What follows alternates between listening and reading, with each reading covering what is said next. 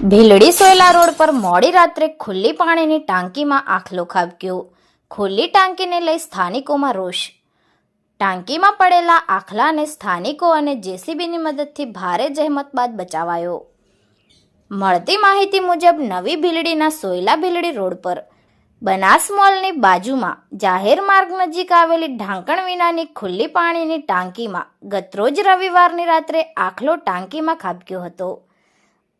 પાણીથી ભરેલી આ ટાંકીમાં પડી ગયેલા આખલાએ પોતાનો જીવ બચાવવા માટે કલાકો સુધી સંઘર્ષ કર્યો હતો, પરંતુ ટાંકીમાં ફસાઈ ગયેલો આખલો બહાર નીકળી શક્યો ન હતો. જોકે વહેલી સવારે બનાવની જાણ સ્થાનિકોને થતાં સોયલા ગામના સેવાભાવી યુવાન રમેશભાઈ છગનભાઈ જોશી દ્વારા જેસીબી બોલાવવામાં આવ્યું હતું, જેથી તાત્કાલિક જેસીબી ઘટના સ્થળે આવી પહોંચ્યું હતું અને આખલાને જેસીબીની મદદથી બહાર કાઢવામાં આવ્યો હતો. જોકે સેવાભાવી જેસીબી ચાલકે જીવદયાના કાર્યમાં એક પણ રૂપિયો લેવાનો ઇનકાર કરી પોતાની માનવતાને મહેકાવી હતી, પરંતુ આ ઘટનાને લઈ જાહેર માર્ગો પર આવી ખુલ્લી પાણીની ટાંકીને લઈ રોષ જોવા મળ્યો હતો, કારણ કે આવી ઢાંકણ વિનાની ખુલ્લી પાણીની ટાંકી અબોલ જીવો માટે મોતનો ફંદો પુરવાર થઈ રહી છે.